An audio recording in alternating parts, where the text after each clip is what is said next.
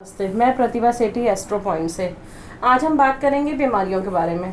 जैसे कि आज के टाइम में सब लोग बीमारियों से परेशान हैं, चाहे वो छोटे हों चाहे वो बड़े हों।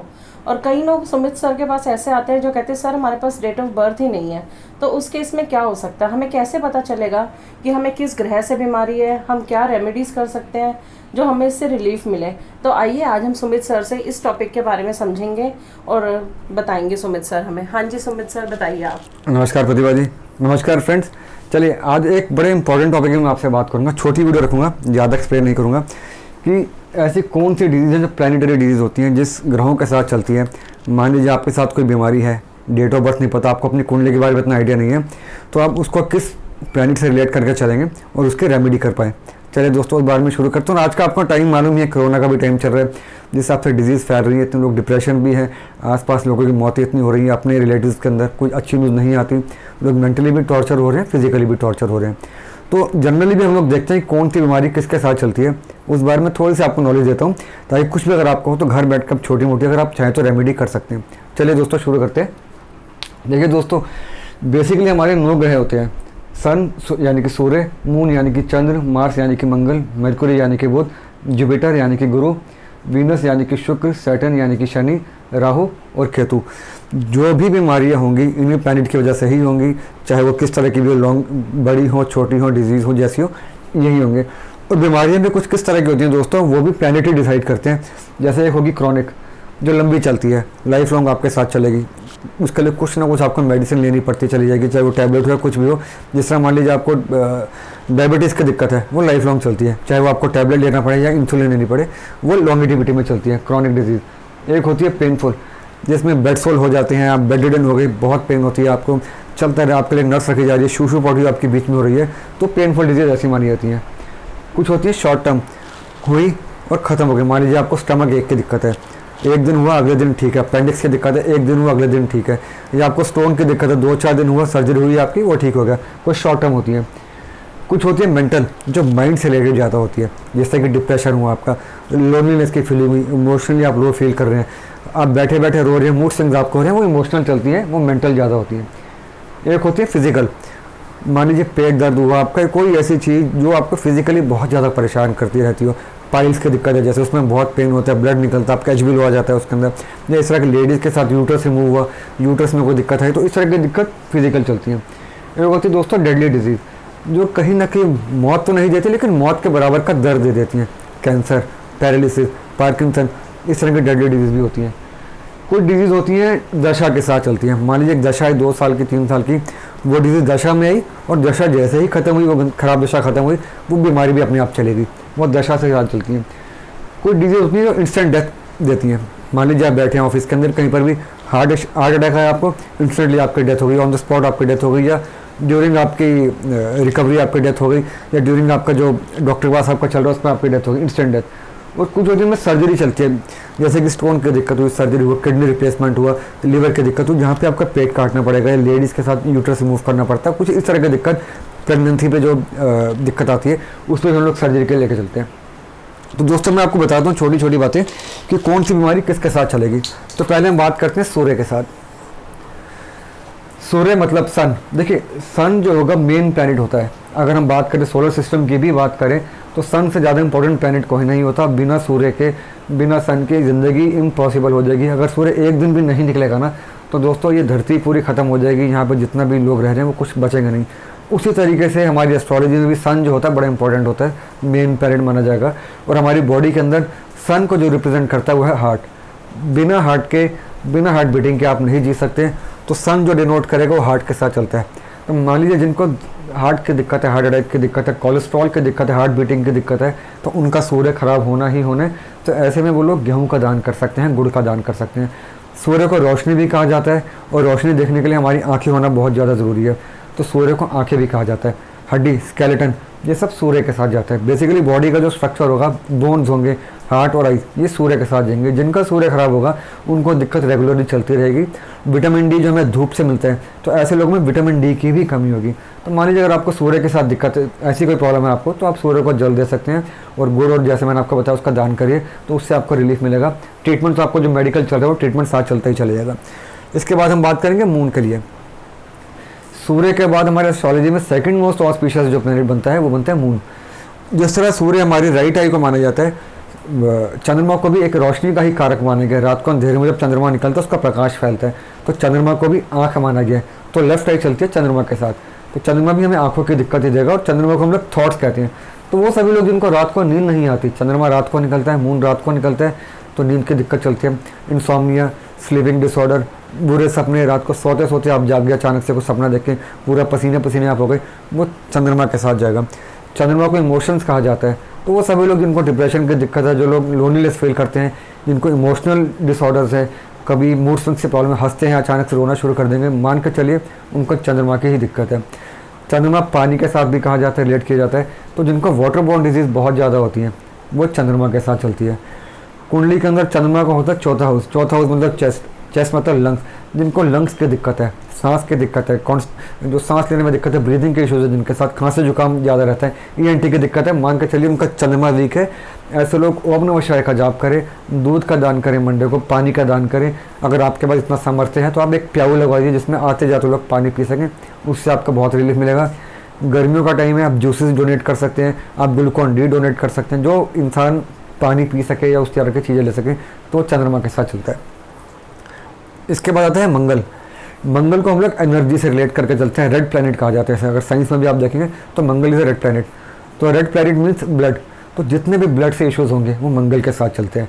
मान लीजिए अगर आपको ब्लड प्रेशर की दिक्कत है, रिस्पेक्टिव हाई ब्लड प्रेशर है कि लो ब्लड प्रेशर, मान के चलिए मंगल की दिक्कत है आपके साथ। एनर्जी जिन लोगों में नहीं होती, हमेशा लो एन एनर्जी फील करते हैं, उनका मंगल कुंडली में खराब होना ही होना है। मंगल, जैसे मैंने आपको बताया, ब्लड के साथ, अगर सपोज कीजिए एक हाइपोथेटिकली मंगल के साथ शनि होगा तो लो बीपी होगा, और मंगल के साथ केतु होगा तो हाई बीपी की दिक्कत आ जाएगी। मंगल को चोट भी कहा जाता है। तो जिन लोगों को सर्जरी बहुत ज़्यादा होती है, गिरते बहुत ज़्यादा हैं, बाइक से गिर गए, स्कूटर से गिर गए, जिनको चोट लगेगी, सर्जरी होती रहेगी उनकी रेगुलरली, प्लास्टर लगता रहता है उनको रेगुलरली, खरोच पड़ती है, बर्निंग सेंसेशन जिनको होती रहती है, जिनको आँख से दिक्कत आती रहती है बार बार, कभी कुछ जल गया, जैसे लेडीज़ रसोई में काम करते हैं, कुछ ना कुछ दिक्कत अगर चलती है तो मान के चलिए आपका मंगल खराब है। तो ऐसे में हनुमान जी की पूजा, बजरंगबली जी की पूजा, हनुमान चालीसा का पाठ, सुंदरकांड का पाठ, और मंगलवार को हनुमान जी को आप जलेबी अर्पित कर सकते हैं। और वो जलेबी अर्पित करने के बाद, भोग लगाने के बाद, आप चाहें तो बाहर गरीब बच्चों में या बाहर जो लोग बैठे उनमें बांट दीजिए, तो उससे भी आपकी प्रॉब्लम से आपको बाहर निकलने में मदद मिलेगी। और कितनी बार अगर मंगल खराब हो तो इंसान हैंडीकैप भी हो जाता है। तो ऐसे में हैंडीकैप लोगों की अगर आप मदद करते हैं, उनको बैसाखी देते हैं, उनको व्हील चेयर अगर आप देते हैं, तो भी मंगल आपका स्ट्रांग होगा। इसके बाद आता है बुध। बुध मीन्स मरकुरी। देखिए, मरकुरी डिनोट करता है हमारी स्किन को, चमड़ी। अगर आपका असेंडेंट भी मरकुरी है तो पूरे तरीके से चमड़ी को डिनोट करेगा। तो जिनका बुध खराब होगा, मान के चलिए उनके बुध पे वाइट स्पॉट्स जो होते हैं, वाइट स्पॉट्स की प्रॉब्लम होती है, उनकी स्किन हमेशा ख़राब रहेगी, स्किन इन्फेक्शन रहेगा उनको, साथ स्किन में कभी छाले पड़ जाएंगे, कभी रैशेस हो जाएंगे। तो जो लोगों को स्किन की दिक्कत से ज़्यादा जिनको दिक्कत है, वो मान के चलिए उनका बुध खराब है। मरकुरी टीथ को डिनोट करता है। जिनके टीथ उबड़ खाबड़ होते हैं, बचपन में ब्रेसेस लगते हैं, जल्दी टूट जाते हैं, टीथ में दर्द या मसूड़े में जिनका दर्द रहता है, ब्लड निकलता है, तो मान के चलिए मरकुरी के साथ ही दिक्कत होगी। बुध मतलब बुद्धि। जिनके याददाश्त कमज़ोर है, जिनको ब्रेन की दिक्कत है, फिट्स पड़ते हैं, जिनको मिर्गी के दौरे पड़ते हैं, जो बातें जल्दी भूल जाते हैं, याददाश्त कमज़ोर है, मान के चलिए उनका मरकुरी वीक है। और ऐसे में अगर आप चाहें तो माँ दुर्गा की पूजा कीजिए, और बुधवार को 4 बेसन के लड्डू लेके माँ दुर्गा को या गणेश जी को अर्पित कीजिए, उससे भी काफ़ी ज़्यादा आपको दिक्कत मिलेगी। वो बच्चे जो पढ़ाई में डल है, उनकी बुद्धि कमज़ोर है, वो बुध के साथ चलता है। तो माँ दुर्गा की पूजा और सरस्वती माँ की पूजा करेंगे तो बच्चों के अंदर भी जो याददाश्त की, जो रटने की जो बात होगी, समझने की जो शक्ति होगी, बढ़ेगी इसके साथ। इसके बाद हम बात करते हैं गुरु यानी कि जुपिटर की। देखिए, सोलर सिस्टम में जुपिटर जो है सबसे बड़ा प्लैनेट है, सबसे हैवी प्लैनेट है। तो जिनका वेट नहीं समझता, जो ओवर वेट हो जाते हैं, ओबेसिटी जिनके साथ चलती है, उनका गुरु खराब होगा ही होगा। वो मान के चलिए कि जब आप ओबीस होंगे या आपकी ओबेसिटी होगी आपको, तो बॉडी में फैट्स काफ़ी सारे एक्यूमुलेट हो जाते हैं। तो जिनका जुपिटर खराब होगा, उनके बॉडी में फैट एक्यूमुलेशन बहुत ज़्यादा होगी। तो ऐसे लोगों को सलाह दी जाती है कि अपनी डाइट में फैट्स को कम करें, ऑयल को कम करें, नॉन वेज कम करें, वरना जुपिटर अगर आपका ख़राब है तो वेट रुकेगा नहीं आपका। वेट बढ़ता है ज़्यादा खाने से। खाने के लिए हमें चाहिए डाइजेशन, तो जुपिटर हम लोग डाइजेशन के साथ भी रिलेट करके चलते हैं, और डाइजेशन जाते हैं लीवर के साथ। अगर आपका लीवर में आपकी दिक्कत है, फैटी लीवर की दिक्कत है, आपको जॉन्डिस बार बार हो जाता है, तो मान के चलिए आपको गुरु की दिक्कत है। ऐसे लोग हर थर्सडे को चने की दाल को डोनेट करें। चने की दाल को डोनेट करने से बड़ा फ़र्क पड़ेगा। और चाहे तो केले के पौधे की पूजा कीजिए। लेडीज़ हैं तो वीरवार की कथा पढ़ें, जो बृहस्पतिवार को कथा पढ़ी जाती है चने से और केले से, केले के पौधे की पूजा कीजिए, जल दीजिए, बहुत जल्दी फ़र्क पड़ेगा इससे आपको। साईं बाबा की पूजा कर सकते हैं, विष्णु जी की पूजा कर सकते हैं आप, चने का दान कर सकते हैं आप, जो कच्चे चने होते हैं, रॉ चने, तो उससे भी जुपिटर आपका ठीक होता है। इसके बाद आता है, देखिए दोस्तों, वीनस यानी कि शुक्र। वीनस को हम लोग यूरिन से लेके चलते हैं। तो जिनको किडनी की दिक्कत होगी, मान के लिए उनका वीनस ख़राब है, जिनको यूरिन की दिक्कत है, बार बार यूरिन जाना पड़ता है जिनको, या जिनका जो यूरिन वाला जो एरिया है वहाँ पे कुछ ना कुछ रैशेज रहते हैं, पेन होता है वहाँ पे, तो मान के चलिए उनका वीनस ख़राब है। जिन जेंट्स के अंदर हम बात करें अगर स्पर्म काउंट कम है उनके, बिकॉज वीनस सेक्सुअल पार्ट्स को डिनोट करके चलता है, रिप्रोडक्टिव ऑर्गन्स को लेडीज़ में डिनोट करके चलता है, तो उनका वीनस ख़राब है। स्पर्म काउंट हमेशा वीनस के साथ देंगे। जिनको सेक्सुअल डिज़ायर बिल्कुल भी नहीं होता हस्बैंड वाइफ के अंदर, वीनस जो सेक्सुअली इंपॉर्टेंट नहीं होते लेकिन वीक होते हैं, वीनस। और लेडीज़ के साथ जितने भी रिप्रोडक्टिव ऑर्गन्स हैं, उनका वजाइना हो या यूट्रस हो, अगर उनका वीनस ख़राब होगा तो वहाँ पे कुछ न कुछ प्रॉब्लम चलती रहेगी और बहुत अर्ली एज में यूट्रस रिमूव हो जाता है फाइब्रॉइड्स की वजह से। तो ऐसे लोग चाहें तो लक्ष्मी जी की पूजा कीजिए और फ्राइडे के दिन चीनी का या बताशों का आप दान करेंगे तो उससे बहुत फ़र्क पड़ेगा आपको। आप चाहें तो दूध और पनीर का दान भी कर सकते हैं वीरवार के दिन, शुक्रवार के दिन, माफ़ कीजिएगा, वीनस। फिर आते हैं शनि, सबसे क्रूअल प्लैनेट जब बीमारी की बात आती है। जितनी लंबी बीमारियां होंगी, जो क्रॉनिक डिजीज़ होंगी, जो पेनफुल डिजीज़ होंगी, वो शनि के साथ चलती है। शनि डिनोट करता है हमारी टांगों को और नीज के नीचे का हिस्सा। तो जितने भी जॉइंट पेन होंगे, आर्थराइटिस की दिक्कत होगी, एंकल की दिक्कत होगी, नीज की मूवमेंट होगी, एक्सक्यूज़ मी, वो शनि के साथ चलेगी। नी रिप्लेसमेंट शनि के साथ चलती है। शनि क्योंकि टांगों को डिनोट करके चलेगा। जिनकी टांगों में दिक्कत होगी, टांगें थोड़ी सी मिसप्लेस होंगी या उनकी मिस शेप होंगी या पोलियो की दिक्कत होगी, तो मान के चलिए शनि की दिक्कत है। आपकी टांगें सीढ़ियाँ चढ़ने के बाद हाफना शुरू हो जाती हैं, आपकी टांगें बहुत जल्दी दर्द होती हैं, शनि की दिक्कत है।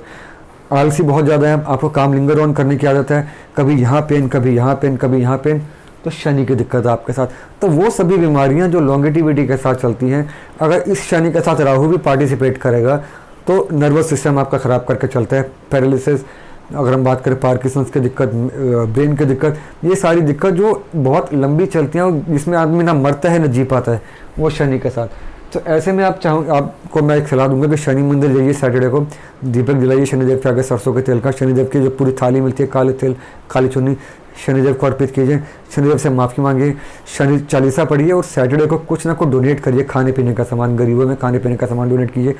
अगर आप चाहें तो आपकी मेड को या किसी को भी तवा दे सकते हैं, जो लोहे का कुछ भी खाना बनाने वाली आइटम, तवा हुआ, कढ़ाई हुई, फ्राइंग पैन हुआ, कुछ भी आप चाहें तो दे सकते हैं किसी भी सैटरडे को।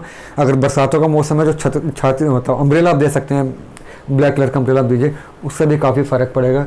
तो जिसको शनि की दिक्कत है, मान के चलिए उसके साथ डिजीज चलेंगे लॉन्गेटिविटी।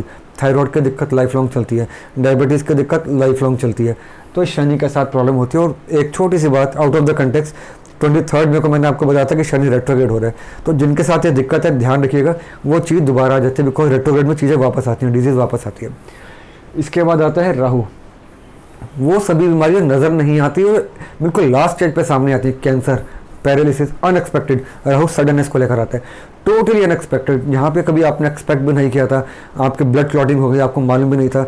आपके यहाँ पे अगर हार्ट की दिक्कत है, आपकी सारी पाइप्स आपकी ब्लॉक हो गई, मालूम नहीं चला। आपने कुछ आज तक स्मोकिंग नहीं की, आपने अल्कोहल नहीं लिया, बट आपने देखा 90% आपके अंदर ब्लॉकेज है, हार्ट की इशूज़ आ गई, स्टेंट डल रहा है, बाईपास हो रहा है, राहु के साथ। राहु को हम लोग जितने रेंगने वाले जो एनिमल्स होते हैं, छिपकली हुई, बिच्छू हुआ, ये सांप हुए, वो राहु के साथ चलते हैं।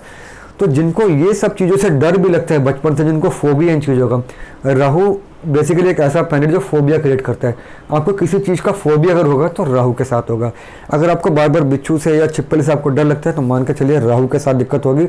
और ऐसे में कई बार डेथ जो होती है वो जहर के साथ भी हो जाती है, पॉइजन की वजह से डेथ हो जाती है वो राहु के साथ। एक बात और बताऊँ दोस्तों कि राहु जब मून के साथ कंबाइन करता है तो लोग सनकी वाला बिहेव करते हैं। अगर आपको कोई, आप बार आप हाथ धोते हैं, आपको वहम है हाथ धोने का, या बार बार सफाई का वहम है आपको, अगर आप मान लीजिए आप घर से बाहर निकले, आपने बार बार अपना ताला चेक किया, कुंडी खींच के चेक की, वहम है, सनकीपन अगर आपके अंदर है, तो मान के लिए राहु इसके अंदर बहुत ज़्यादा इन्वॉल्व है। तो ऐसे लोग राहु देव की पूजा करने के लिए, जो पूजा शनिदेव के लिए की जाती है वही पूजा राहु देव के लिए भी की जाती है। तो शनि और राहु की पूजा ऑलमोस्ट सिमिलर ही होती है। ऐसे में ब्लैक कपड़ा कोशिश कीजिए कम पहनिए। तो ऐसे में ये राहु जब खराब होगा तो आपको अस्थमैटिक ही बना देगा। डियो, धूप, अगरबत्ती, इनका धुआं बर्दाश्त नहीं होता, तो ऐसे लोगों को सलाह दी जाएगी धुएं से, जहाँ पे कंस्ट्रक्शन चल रही है, जहाँ मिट्टी उड़ रही है, पॉल्यूशन है जहाँ पे, वहाँ पर तो बिल्कुल भी ट्रैवल मत कीजिए। गाड़ी के अंदर है तो पूरी खिड़कियाँ बंद करके ट्रैवल कीजिए, वरना अस्थमैटिक बहुत लंबा बना देगा आपको। आखिरी में दोस्तों केतु, मंगल की तरह केतु भी चोट देता है बहुत जल्दी। तो जब भी चोट लगती है आपको, जहाँ भी अगर आपकी बॉडी को एक पार्ट कटता है तो मान के चलिए वहाँ पे भी आपका केतु के साथ दिक्कत है। मंगल और केतु की पूजा सिमिलर होती है। मंगल को हनुमान जी की पूजा की जाती है और केतु के लिए अगर हम लोग पूजा करें गणेश जी की पूजा कर सकते हैं।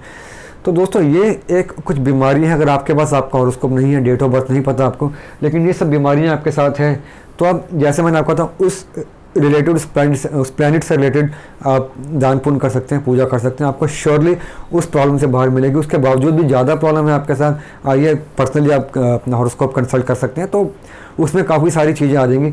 और एक छोटी छोटी बात, देखिए सूर्य के लिए जो पहना जाता है होता है माणिक, आप माणिक पहन सकते हैं। मून के लिए मोती पहन सकते हैं। मार्स के लिए आप पहन सकते हैं मूंगा।